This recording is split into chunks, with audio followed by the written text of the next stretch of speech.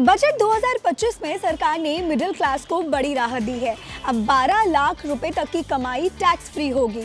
लेकिन ये कब से लागू होगा और किसे मिलेगा इसका फायदा, आइए जानते हैं। बजट में फाइनेंस मिनिस्टर ने ऐलान किया कि 12 लाख रुपए तक की कमाई पर अब कोई टैक्स नहीं देना होगा, लेकिन ये अभी लागू नहीं हुआ है, बल्कि अगले साल से लागू होगा। अब बहुत से लोगों को ये समझ नहीं आ रहा कि अगले साल से मतलब क्या, तो चलिए इसे समझते हैं।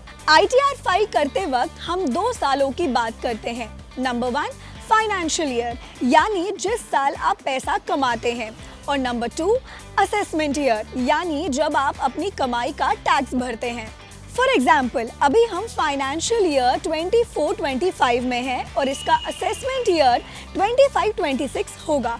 और सरकार ने जो 12 लाख तक टैक्स फ्री करने का ऐलान किया है, वो फाइनेंशियल ईयर 25-26 के लिए किया गया है। तो इसका मतलब ये हुआ कि अगले साल जब आप फाइनेंशियल ईयर 25-26 की ITR फाइल करेंगे, तभी ये न्यू टैक्स छूट लागू होगी। यानी इस साल अभी भी पुराना टैक्स सिस्टम लागू रहेगा। अब सवाल ये है कि क्या ये सिर्फ नौकरी पेशा लोगों के लिए है? तो इसका जवाब है बिल्कुल नहीं।